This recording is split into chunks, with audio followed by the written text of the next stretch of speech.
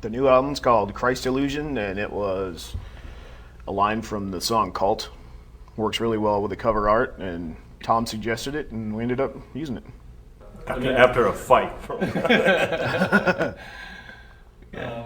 We were giving everybody false leads. Everybody thought they knew the name of the album, and in the very end we kind of messed everybody up and decided to call it that.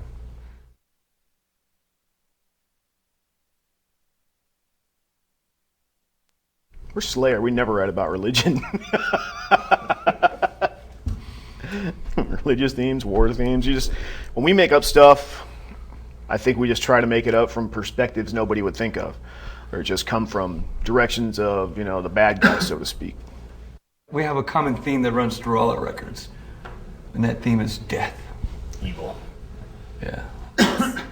That's about the one thing that every record has in common. We apply the cool factor, meaning that if we come up with a song and it's, dude, that's cool, that song stays on the record.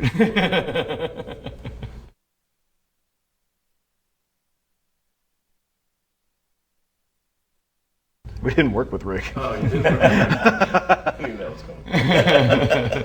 Rick did, he oversaw a little bit of the mixing, but we recorded, the producer was Josh Abraham, who was there about as often as Rick Rubin used to be. The guy did a lot, with me working on this record was John Ewing Jr., the engineer. He was the magic man for sure. Yeah.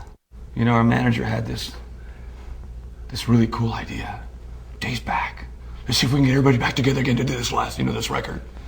So he went on a search for Larry Carroll, who came up with the album title, with the album cover artwork. And then we all had approached Rubin, and Rubin was busy doing other things. And he held us up a while too, man. He wouldn't even answer us. Yeah, he held us up, but he was too, like I said, he was just too busy doing other things.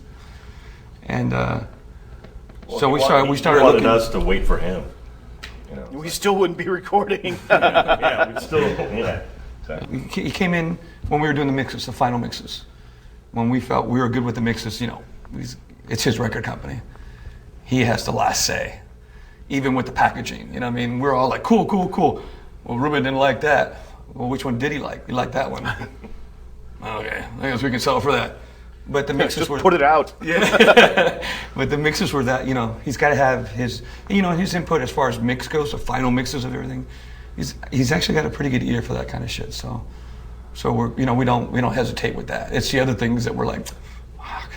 But musically, yeah, he's a good ear, an outside person, and they did what he had asked, and overall everything sounded really good.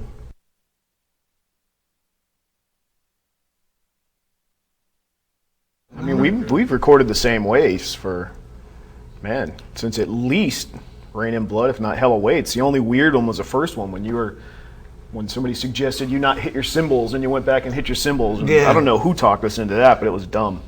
And we've done the same thing forever, man. That was a Slagle thing.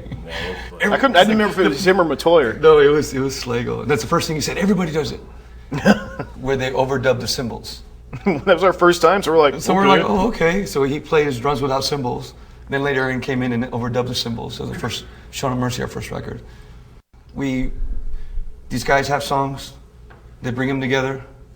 We hear them out, and then we click with the ones that we like. We learn them, work with them.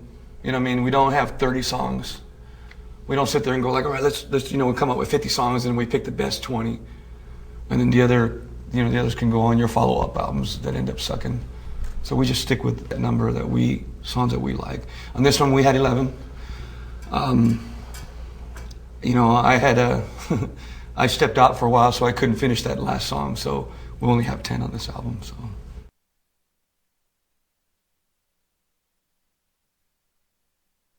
Our fans are the most loyal, hardcore, fanatical people. I'm impressed because you still have the older fans in the back of the crowd, and we're bringing young faces up in front. Right in front of us, the younger kids are up in front, but we still have the older kids that are the same age as us or whatever. and they're still in the back, and they're back there. Ah, we know all the songs. Kids, yeah, the older kids are in the back. Which I would be in the back too. I know, just older kids. A lot of second generation fans. They literally come from a mother and father who are big Slayer fans. We have quite a few of those. That's impressive. You know, you meet some of them and they're like, dude, you know, or you meet the kid, like, yeah, my dad turned me on to you guys. I'm like, your dad? It's like, yeah, he's a big fan. He said, dude, you gotta check this band out. You know, finds out that his kid is into that music, which is kind of neat, which is actually really cool.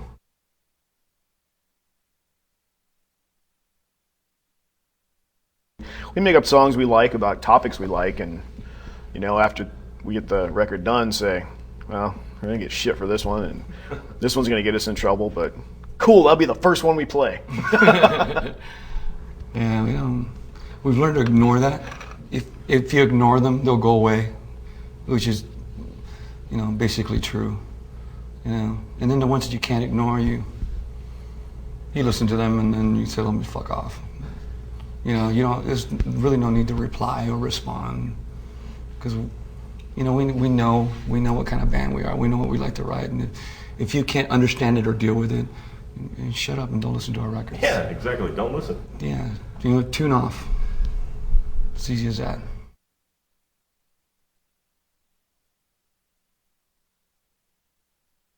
Well, if we'd done any other show besides this one, we definitely couldn't have played these two songs because they all would have been beeped about half the lyrics. You know, you wouldn't even got the idea of it. So the idea of coming out, being able to play the song as it is, and know when it's on the TV or on the web or whatever you guys do with it, it's going to be just as we played it.